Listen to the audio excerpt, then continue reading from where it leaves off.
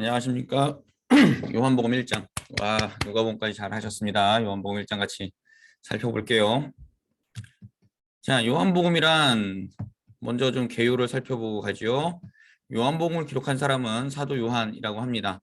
그런데 이제 많은 성경학자들은 요한이 가르쳤던 요한의 그 신앙 공동체에서 요한의 공동체에서 요한복음을 이제 전승되던 것을 기록했다라는 이야기도 있고요. 어쨌든 간에 그 전승의 주체는 사도 요한입니다. 자, 요한복음의 가장 큰 기록 목적은 뭘까요? 요한복음 20장 30절에 31절인데요. 제가 한번 읽어볼게요. 요한복음 20장 30절과 31절.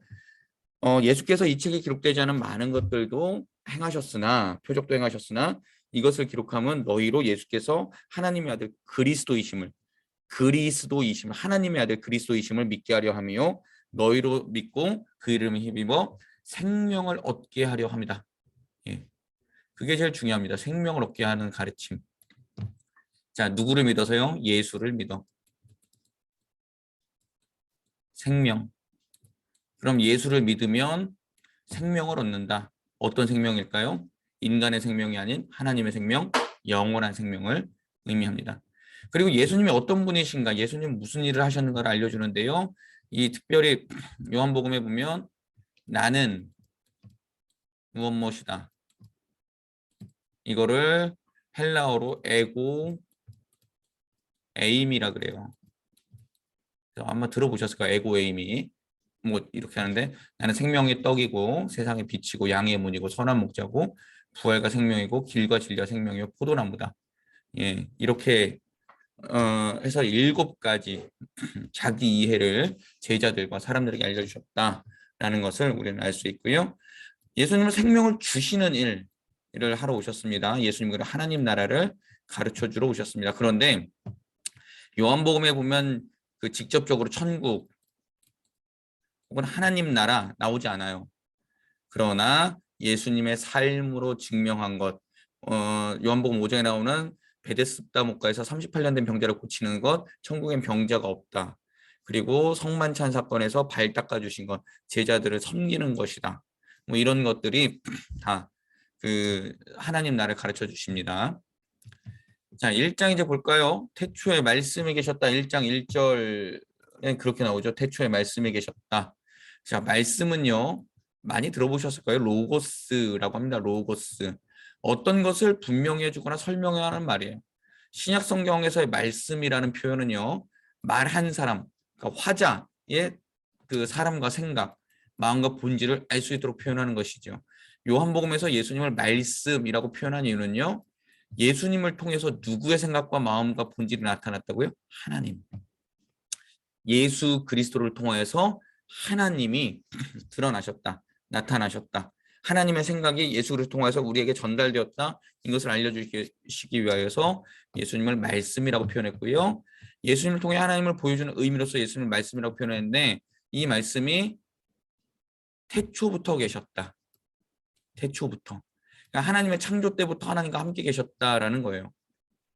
그러니까 예수님은 하나님이 만든 피조물이 아니라 하나님과 함께 창조 사역을 같이 하셨다라는 것을 우리가 기억하면 됩니다. 그래서 창세기 1장에 보면 우리가 우리의 형상을 따라 사람을 만들자라고 할 때 그때 성부, 성자, 성령 하나님이 그때 함께 사역을 하셨던 것을 이 요한복음에서는 태초부터 하나님의 말씀으로서 계셨던 예수님이 육신을 입고 우리에게 오셨다. 이렇게 표현을 합니다. 그러니까 예수님을 하나님보다 떨어지는 존재로 피조물로 설명을 하면 이단입니다. 하나님과 예수님과 성령님은 삼위일체 하나님으로 함께 계시며 한 그 성품을 가지고 계신다라는 것을 우리가 기억하면 되고요.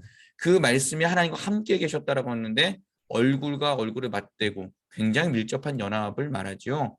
예. 여러분 이 세상에서 얼굴과 얼굴을 맞대고 이야기할 수 있는 사람은 몇 안 돼요. 가족들, 예, 그리고 굉장히 친한 사람들이 얼굴과 얼굴을 맞대고 이야기를 하는 거죠. 예, 나머지는 뭐 얼굴과 얼굴을 맞대고 이야기할 일이 거의 없어요. 예, 그만큼 예수님과 하나님은 밀접한 연합을 이루고 계셨다. 그리고 하나님의 뜻을 예수님 알려줄 수 있는 이유는 하나님과 얼굴을 맞대고 있었기 때문에 하나님이 뭐 어떻게 말씀하시는지 하나님이 어떻게 생각하시는지 다 알고 계셔서 우리에게 알려줄 수 있었다. 고린도전서 2장에 가면 성령께서는 하나님의 영이시다 그러면서 하나님 가장 깊은 것까지도 통달하시느니라 라는 말씀이 있거든요. 그래요. 하나님과 예수님과 성령님은 그렇게 서로의 것을 다 공유하고 계시고 그 서로를 마음을 나누고 계신다라는 것을 우리가 알고 계셨으면 좋겠고요. 아, 여기 나오네요. 예수님은 창조된 존재가 아니라 하나님과 함께 창조하신 분입니다. 3절. 만물이 그로 말미암아 지은 바 되었다. 예. 자, 그런데요. 그 안에 생명이 있었고 사람들은 싫었다라고 하는데요. 어, 생명은요. 파멸, 죽음, 심판의 반대 계명으로 영원한 생명이 누구의 생명일까요? 하나님의 생명을 말합니다. 예, 영원한 존재는 하나님 뿐임으로 영생은 하나님의 생명을 뜻하지요. 하나님의 말씀으로 오신 예수님을 믿는 사람은 그 마음에 하나님을 알게 하는 빛. 예. 우리는 어둠 속에서 그 눈이 가려져 있는데요. 빛이 들어옴으로 인해서 이 어둠이 사라진다는 거죠. 어둠은 하나님과 반대되는 개념이에요. 사람들 하나님 앞에 자신이 드러나는 것이 어려웠죠. 자, 그게 무슨 구절이냐면 4절과 5절에 이렇게 나와요. 빛이 어둠에 빛이 돼 어둠이 깨닫지 못하더라. 예. 사람들은 어두움에 있어서 빛에 나가는 걸 굉장히 싫어했습니다. 근데 그 빛을 증언하는 한 사람이 나타났어요. 잘 생각하세요. 증언하는 사람이에요. 이 빛 자체가 아니라고요. 그 사람의 이름은 세례 요한입니다. 하나님께서 예비하신 사람이에요. 말라기하고 우리가 계속해서 살펴봤죠. 이사야에서 주님의 길을 예비하는 사람. 하나님의 말씀과 빛이신 예수 그리스도를 위해서 말라기 이후 400년 만에 나타난 선지자고요. 사람들이 오해했습니다. 이가 그리스도인가? 그때 세례를 주는 요한은 자기 이해를 정확하게 했죠. 나는 증인이다, 증인. 나는 그리스도 아니다. 나는 빛이 아니고 빛을 반사하는 사람이다. 이렇게 자기 이해가 명확했어요. 그러니까 세례 요한은 자기의 할 일을 다 한 사람이에요. 왜요? 예수를 증언했거든요. 예수를 사람들에게 소개했거든요. 그러니까 세례 요한은 굉장히 자신의 사역에 대해서 명확한 이해를 하고 있었고 그 다음에 자기가 해야 될 일을 잘한 사람입니다. 증인은 보고 들은 것만을 증언하는 사람이잖아요. 예, 예수님에 대해서 보고 듣고 알고 있는 것만 증언한 게 세례 요한이에요. 자, 11절 말씀 보니까요. 자기 땅에 오매 백성이 영접하지 아니하였고 그 다음에 12절에 보면 영접하는 자는 하나님의 자녀가 되는 권세를 주셨다고 그랬는데요. 예수님이 세상에 오셨지만 사람들은 그를 알지 못했다고 그랬습니다. 알다라는 것은요. 정보적으로 알고 모르는 게 아니라 나 그거 알아 그냥 이렇게 피상적으로 하는 게 아니라 공감과 신뢰가 알다라는 뜻이에요. 그래서 히브리 말에 알다라는 단어는요. 우리가 많이 설교를 통해서 알았겠지만 그 부부가 성관계를 통해서 서로를 안다라고 표현하는 그게 안다의 가장 중요한 뜻입니다. 그러니까 사람들은 예수 그리스도와 깊이 관계를 해서 그 예수 그리스도가 누구인지 알아가면서 예수 그리스도를 믿고 그렇게 따라가야 되는데 그게 아니라는 거죠. 그러니까 신뢰하지 못했고 공감하지 못했다는 겁니다. 그냥 정보적으로 그 사람 메시아야? 그래 좋은 사람이네. 그냥 이러고 끝났다라는 거예요. 안다는 것은요 자신의 것으로 인정한다는 말입니다. 그렇죠? 예, 사람들은 빛으로 오신 예수님을 구주로 인정하지 않았습니다. 그래서는 참빛이고 생명을 주시는 빛이신 예수님 받아들이지 않고 인정하지 않는 것은 누구를 인정하지 않는 거예요? 하나님을 인정하지 않는 거예요. 그래서 하나님의 생명이 그들에게 없는 거예요. 하나님의 생명이 뭐라 했죠? 영생. 예, 영생이 없는 거예요. 영생이 없으면 어떻게 돼요? 심판받고 멸망하죠. 이게 기독교 기본 진리입니다. 근데 1장 12절 성경책 있으시면 같이 한번 펴서 읽어볼까요? 영접하는 자, 곧 그 이름을 믿는 자들에게는 하나님의 자녀가 되는 권세를 주셨으니 그러나 그렇게 거부하지 않고 영접하는 자들에게는 예수의 이름을 받아들이는 모든 사람입니다. 예수의 이름을 받아들이는 모든 사람. 빈부격차 없습니다. 남녀노소 없습니다. 모든 사람입니다. 하나님의 자녀로 인정받습니다. 그리고 하나님의 자녀가 되는 권세가 있는데요. 그 권세가 뭐예요? 하나님의 성품, 닮는 권세요. 부모의 성품을 자녀들이 담는 거와 마찬가지로 우리가 하나님의 성품을 담게 돼요. 하나님과 친밀하게 동행하게 되죠. 왜요? 우리 아버지가 되시니까요. 동행하며 하나님의 보호하심을 경험합니다. 하나님 나라의 공동체에 속해서 우리는 하나님의 나라의 백성들과 교제하지요. 얼마나 귀한 교제, 공동체에 속해서 교제하는 게 얼마나 귀한지 요새 한 2, 3년 동안 우리 절실하게 깨달았죠. 왜요? 코로나 전에는 교회 오라 그러면 아유 지겨워. 안 가면 안 되나? 이런 마음이 있었어요. 너무 모임이 이렇게 많은 거야. 그랬는데 코로나 딱 터지고 예배 닫히자마자 어떻게 됐어요? 교회 가면 안 될까요? 제가 요새 여러분 그냥 들으세요. 제가 요새 안내하면서 느끼는 건데요. 코로나 때 예배 제한했잖아요. 코로나 때 예배 제한 우리 그 시간 제한했었잖아요. 몇 시까지 오시면 본당 들어갈 수 있습니다. 몇 명 제한했잖아요. 와, 그렇게 빨리 오실 수가 없던데요. 근데 이제 또 예배 무한정 들어갑니다라고 했더니 또 늦게 오시던데요. 예, 이게 참 그래요. 여러분 예배 일찍 옵시다. 지각하지 마시고. 예, 정말 어쩔 수 없는 상황 때문에 늦게 오시는 건 그럴 수밖에 없지만 예배 소중하게 여기고 예배 시간 하나님과 약속 지키고 그러시는 우리가 됐으면 참 좋겠습니다. 공동체에 속하는 권세 얼마나 귀한 건지 우리 이번에 2년 동안 절실하게 알았을 거예요. 하나님의 모든 힘과 능력과 은혜를 상속받는 권세. 왜요? 자녀잖아요. 예, 자녀잖아요. 하나님의 모든 걸 다 물려받을 수 있죠. 이거 전 다음에 로마서 할 때 한번 할 건데 8장에 가면 하나님의 그 자녀가 되면은요. 영광과 함께 모든 고난도 함께 받을 것이다라고 그런 구절이 있는데요. 이거 제일 잘 보여주는 게 벤허예요. 벤허. 요새 나온 벤허 말고 옛날에 나왔던 그 1968년인가에 나왔던 그 벤허. 벤허가 노예에서 막 졌다가 그 군사령관 그 구해주잖아요. 근데 군사령관이 양자로 삼아요. 그리고 반지를 껴줘요. 벤허 손가락에. 그리고 났더니 어느 누구도 다른 그 베노에게 말을 못해요. 왜요? 그 모든 군사령관의 지위를 그대로 물려받게 되거든요. 그러니까 아버지의 모든 것을 물려받는 게 상속자예요. 그러니까 우리는 하나님의 상속자로서 아들로서 딸로서 인정을 받았기 때문에 하나님의 모든 힘과 능력과 은혜를 상속받을 수 있는 권세, 권리가 우리에게 주어진다는 거예요. 어떻게 할 때요? 예수를 영접할 때. 굉장히 중요한 내용입니다. 요한복음 1장 되게 길고 어려워요. 왜냐하면 이게 요한복음의 모든 그 뭐냐 개요가 여기 있기 때문에 조금 길고 재미없고 지루하더라도 요한복음 이거만 잘 생각하고 나시면 요한복음 나머지 다 뚫립니다. 그냥 가도록 하죠. 자, 그가 말씀이 육신이 되어 오셨다 14절 말씀인데요. 육신은요 죄에 약하고 범죄하기 쉬운 인간의 본성입니다. 하나님께서 육신을 입고 오셨다는 건 충격적인 사건입니다. 왜냐하면 이 죄에 약하고 범죄하기 인간의 쉬운 본성을 입고 오셨다는 것이. 그러나 죄에 약하고 범죄하기 쉬운 인간의 본성을 뛰어넘는 육신을 보여주셨죠. 예수님께서. 이게 어디 나와요? 마태복음 4장에 보면 세 가지 시험 거기 나오죠. 자, 거하다, 육신에 거하다. 말씀이 육신에 우리 가운데 거하신다라고 했는데 장막을 친다라는 뜻이 있어요. 장막을 친다. 하나님의 육신이 우리 안에 들어와서 우리 안에 장막을 쳤어요. 그래서는 하나님의 말씀이 우리 안에 들어와서 그 안에 우리 육신이 성스러운 영역이 됩니다. 그래서 바울이 고린도전서 3장과 6장에서 뭐라 그래요? 너희는 하나님의 성전인 거 모르냐? 성령이 너희 안에 거한다. 성령이 너희 안에 거하시기 때문에 너희는 이미 하나님의 성전이고 너희는 거룩한 존재다라고 바울은 그렇게 얘기해요. 이 말씀이 그 말씀이에요. 예수님께서 우리 안에 이미 말씀으로서 거하셔서 우리 몸은 거룩하게 된 거죠. 그래서 우리를 바울은 로마서 12장에서 뭐라 그래요? 거룩한 산제물로 하나님께 드리라 이렇게 말하잖아요.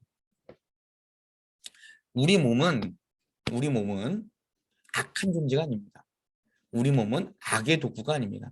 하나님께서 하나님의 의의 도구로 사용하시기 위해 우리 몸을 우리에게 주셨습니다. 그렇다면 이제 우리 몸은 하나님께 드리기 위한 산 제물로 날마다 가꾸어 가야 되는 거죠. 근데 여러분 그 몸에 아프신 분들이 있을 거예요. 이런 몸도 괜찮을까요? 그런 몸도 하나님 받으십니다. 왜요? 이미 성령께서 우리 안에 내주하셨고 성령께서 우리를 교회로 만들어가고 계시기 때문에 그 몸이 좀 아프시다 하더라도 몸이 좀 불편하시다 하더라도 그 몸을 하나님께 드리겠다고 하는 순간 그 몸을 하나님께서 가장 기쁘게 받으시는 산 제물이 됩니다. 예. 자, 영광과 은혜와 진리. 예. 야, 14절 우리가 그의 영광을 보니 아버지의 독생자의 영광이요 은혜와 진리가 충만하더라. 영광은요 하나님의 제자들이 하나님을 보게 된 것이 영광이지요. 왜요? 하나님을 보게 되면 다 죽게 돼요. 구약 성경에서 그래서는 모세도 하나님의 뒷모습밖에 못 봤어요. 그러나 독생하신 그 우리에게 오신 성육신하신 예수님을 제자들이 봤죠. 그게 영광이란 겁니다. 은혜는 뭐예요? 요구 없이 주어지는 거예요. 우리가 달라 그러지 않았어요? 제자들에게 예수님 먼저 찾아가셔서 생명을 주셨어요. 우리에게도 먼저 찾아오셔서 생명을 주셨어요. 그게 은혜라는 겁니다. 자, 진리. 숨겨진 것을 드러내고 감춰진 것 찾아내는데요. 인간의 죄악으로 인해 하나님이 감춰지셨죠. 그것을 드러내는 것이 진리입니다. 그것이 예수님 안에 가득했다. 라는 것이 요한복음 1장 14절 말씀입니다. 그리고 18절 은혜 위에 아니다 16절 우리가 다 그의 충만함을 받으니 은혜 위에 은혜라라고 했고요. 독생하신 하나님을 보이셨다라는 그 구절이 있는데요. 은혜는요, 여러분 필요할 때만 주어지는 것이 아니라 계속 흘러 넘치는 겁니다. 왜냐하면 인간에게 있어서 은혜라는 거는요. 제가 저 사람에게 은혜를 받았습니다. 은혜를 입었습니다. 이거는 일시적인 거고요. 끊어질 수 있는 거예요. 그러나 은혜는 하나님의 것이므로 계속 채워지는 겁니다. 은혜를 받은 사람은 하나님의 형상으로 살아갈 수밖에 없습니다. 왜냐하면 계속해서 머리끝부터 발끝까지 하나님의 은혜를 넘치기 때문입니다. 하나님의 은혜가 계속 넘치기 때문에 우리는 하나님의 형상으로 살아갈 수밖에 없죠. 그래서는 여러분 은혜를 사모하셔야 되고요. 구하셔야 됩니다. 하나님께서는 구하시는 자에게 인색하지 않고 후히 넘치도록 부어주시는 분이 우리 하나님이십니다. 꼭 기억하십시오. 은혜를 구하십시오. 하나님, 저에게 은혜를 주십시오. 하나님의 마음을 담고 싶습니다. 하나님의 뜻대로 살고 싶습니다. 하나님, 하나님이 원하시는 삶을 살고 싶습니다. 그러기 위해서 제게 은혜가 필요합니다. 하나님, 은혜를 더해 주십시오. 이렇게 기도하는 사람이 은혜 받을 것입니다. 자, 아무도 하나님을 본 사람이 없다라고 했지요. 18절의 말씀입니다. 율법의 대표인 모세조차 하나님을 보지 못했습니다. 아까 이야기했죠. 모세도 뒷모습만 봤어요. 그러나 예수님은 하나님 직접 보여주셨고요. 품 안에 있다라는 것은 가장 친밀한 내용을 표현한 겁니다. 우리가 자녀들 이렇게 품 안에 안고 있잖아요. 그러면 자녀들 품 안에 안았을 때 얘는 나랑 가장 친밀한 존재가 되는 거예요. 네. 똑같이 생겼잖아요, 거기 또. 네. 하나님을 보여주셨다는 것은 하나님과 함께 하셨다는 것을 보여주셨다는 뜻입니다. 자, 이제 세례 요한이 예수님을 설명합니다. 하나님의 어린 양 보라, 하나님의 어린 양이로다 이렇게 설명을 했습니다. 요한이 세례 줄 때 나는 그의 신발끈도 풀지 못한다 막 이렇게 했고 나는 물로 세례를 주나 그는 성령으로 세례를 줄 것이다. 이렇게 다 요한이 계속 설명을 했어요. 그러면서 하나님의 어린 양이다. 예수님 보자마자 그렇게 표현했거든요. 하나님의 어린 양 먼저 좀 살펴볼까요? 6월절 양이고요. 매일 희생제사, 그다음 세상의 죄를 지는 속죄제물 이것을 하나님의 어린 양 세 가지를 이야기를 하는데 6월절 양 뭘까요? 출애굽기 12장, 13장, 14장 거기 이제 막 그 홍해 갈라지는 사건 장자가 애굽의 장자가 죽는 사건에서 하나님이 모세에게 말씀하시죠. 1년 된 어린 양을 잡아라. 그다음에 그 피를 어디다 바르고 문설주와 임방에 발라라. 그러면은 내가 그 죽음의 기운이 너희를 이렇게 넘어갈 것이다. 6월절이 넘을 유에 넘을 월자예요. 그러니까 넘어간다라는 거예요. 영어로는 pass over라고 하죠. 패스하고 넘어가겠다. 어떤 집이에요? 그 피가 발라진 집이에요. 6월절 어린 양의 피가 발라진 집은 내가 넘어가겠다. 그게 6월절 어린 양입니다. 그러니까 예수를 믿으면 예수의 피를 우리가 뒤집어 쓰면 하나님의 죽음의 기운과 심판이 넘어간다라는 거예요. 제가 언제 한번 그 설명을 드렸던 것 같은데요. 하나님의 법정에서 하나님의 법정에서 사탄은 계속해서 우리를 공격을 하죠. 검사가 돼가지고 하나님 예보래요. 이호영은요. 제 맨날 뭐 뭣도 안 하고요, 뭣도 안 하고요, 뭣도 안 하고, 뭣도 안 하고, 뭣도 안 하고, 뭣도 안 했기 때문에 얘는 하나님 사형입니다. 그 죄과로 보면 저는 사형입니다. 그런데 변호사이신 예수 그리스도와 성령께서 뭐라고 변호하세요? 하나님 죽어 마땅합니다만 저 머리부터 발끝에 둘러싼 저의 피를 보십시오. 그리고 심판을 넘겨주십시오. 이렇게 되면 하나님께서 어떻게 하실까요? 사탄의 말을 들어서 오케이 이호영 사형 아니죠. 예수 그리스도의 피를 보고 심판을 넘겨주시죠. 그게 6월절 양의 가장 큰 의미입니다. 하나님의 어린 양의 의미입니다.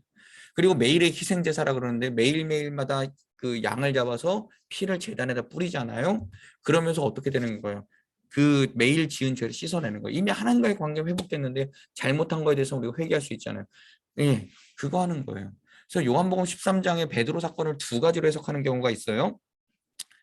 그 너는 이미 목욕했으므로 손과 발만 씻으면 된다라고 했을 때 이미 너의 모든 원죄는 씻어졌으니 매일매일의 회개만 필요하다 이렇게 해석하는 경우도 있고요. 두 번째는 쟤네들은 다 발 닦아줬는데 주님 나는 목욕시켜줘야 될 거야. 나는 수제자인데요. 이렇게 표현하는 해석하는 경우도 있습니다. 어쨌든 간에 그 매일매일의 회개 필요성이라고 한다면 매일의 희생제사 어린 양을 잡아서 하나님과 교제하는 통로 이거 뭐가 될까요? 기도와 예배. 예. 그다음에 세상의 죄를 대신 지는 속죄 제물. 이거는 그 이 세상의 모든 죄를 다 지고 하나님께서 거기다 죄를 얹으셨다라는 표현이고요. 죄 한 번만 보고 갈게요. 죄. 헬라어로 목표를 벗어나다 하마르티아라는 그런 표현을 쓰는데요. 하나님을 정조준해야 되는 사람들이 있었어요. 우리의 시각은 누구만 바라봐야 돼요? 하나님을 바라봐야 돼요. 근데 우리가 오조준을 했어요. 어디로 오조준을 했어요? 싹 하나님을 바라보지 않고 이렇게 돌아섰어요. 그게 돈이 될 수도 있고요. 건강이 될 수도 있고요. 자녀도 될 수 있고요. 권력이 될 수도 있고요. 학식이 될 수 있고요. 하나님보다 먼저 우선하는 게 죄가 됐어요. 이렇게 오조준했어요. 근데 이 오조준하는 것을 그 관역에서 우리 하나님이 안 맞았죠. 그러다 보니까 하나님이 오조준하다 보니까 계속해서 어디 가서 맞아요. 딴 거 가서 맞아요. 그러면 이게 점점 커지다 보니까 하나님과 벌어졌어요. 헤어졌어요. 분리됐어요. 하나님을 모르는 상태가 됐어요. 그래서 죽음이 들어왔다는 게 죄라는 겁니다. 근데 예수님 오셔서 뭐 하셨어요? 오조준한 이 시각을 이렇게 바로잡아 주셨어요. 누구에게로 향하게요? 하나님께로 향하게요. 그게 죄 사함을 받았다라는 겁니다. 그래서 우리가 하나님을 바라볼 수 있게 되었고 하나님과 연합하게 되었고 하나님을 알게 되었다. 이게 구원받은 자의 그 징표입니다. 너무 어렵죠? 죄송합니다. 요한복음 1장은 어려울 수밖에 없어요. 그 저거라서. 그 서론이라서. 자, 제자들이 부르셨는데요. 그 세례 요한이 두 번이나 하나님의 어린 양이다 막 이렇게 저는 그 저기 뭐야 그 소리를 하니까 요한의 제자 중에 두 명이 예수님을 따라갑니다. 그래서 랍비요 어디 계십니까? 라고 이렇게 물어봐요. 그때 예수님이 그 유명한 말씀하시죠. 와 보라. 와 보라 기억하십니까? 와 보라. 옛날에 우리 맨날 그 교회 전도할 때 와보라 데이 뭐 와보라 전도 뭐 이런 거 했었잖아요. 와보라. 예, 교회 뭔가 있는지 와보라. 예전에 그 되게 많이 했었던 것 같아요. 예, 안드레 그 두 명 중에 한 명이 세례 요한의 제자가 안드레였어요. 예수님께 물어봤죠. 그때 와보라. 내가 거처하는 곳에 와서 같이 이야기해 보자라고 이야기를 합니다. 그래서는 이제 하루를 겪었어요. 하루를 겪었고 그 다음에 이제 베드로에게 가지요. 안드레가 내가 메시아를 만났다. 메시아는 그리스도죠. 그래서는 안드레가 베드로를 데리고 옵니다. 그랬더니 예수님이 베드로를 보자마자 그의 이름이 원래 시몬이잖아요. 시몬 베드로니까 시몬인데 너는 게바다. 게바는 바위. 네, 너는 바위다. 베드로다. 너는 바위다. 너는 굳건한 사람이다. 이렇게 이야기를 하지요. 자, 근데 여러분 우리가 베드로를 향해서 되게 무식하다라고 하는데요. 요한복음에서 그렇게 무식하다고 표현을 안 해요. 왜냐하면 그리스도다, 메시아다. 그러면 그리스도를 기다리고 그도를 기다리는 하나님 나라를 기다리는 사람으로 베드로를 표현합니다. 그러니까 여기서 보니까 우리가 그리스도를 만났다라고 하고 가보자라고 했더니 베드로가 그게 얼마나 예수님 보고 싶었고 그랬으면 따라갔을까요? 그렇게 되는 거예요. 자, 그리고 빌립을 전도했죠. 예수님께서 나를 따르라 그랬더니 알겠어요라고 빌립이 또 나다나엘을 데리러 갑니다. 나다나엘이 콧방귀 이렇게 야 나사렛에서 뭔 선한 게나 말도 안 되는 소리 하고 있어. 이렇게 표현을 합니다. 그랬더니 그래도 와봐 한번 가보자라고 해서 나다나엘을 데리고 가요. 예수님한테. 예수님이 나다나엘을 보자마자 야 너는 참 이스라엘 사람이고 너는 간사한 것이 없다. 그리고 나다나엘이 그래요. 저를 어떻게 알아요? 말이 저 처음 보시는 거 아니에요? 그랬더니 너를 무화과 나무 아래서 봤다라고 하는 이 표현은요. 그 당시에 하나님 나라를 기다리고 하나님 나라를 대망하는 사람들은 나무 아래서 매일 기도했었던 사람들이라 그래요. 기도하고 말씀 묵상하고. 그러니까 너는 매일 기도하고 말씀 묵상하는 그런 하나님의 나라를 기다리는 사람이 너는 간사함이 없고 너는 참 좋은 참 이스라엘 사람이다. 진짜 하나님 나라 기다리는 참 이스라엘 사람이다. 라고 예수님이 그렇게 말씀하셨죠. 그래서 나다나엘이 보자마자 당신 하나님의 아들이시고 이스라엘의 임금입니다. 정말 그렇게 큰 일을 하실 겁니다. 이렇게 신앙 고백을 합니다. 자, 여기까지 요한복음 1장 굉장히 길었는데요.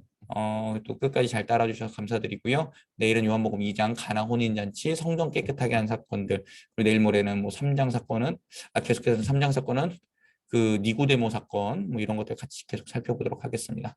감사합니다.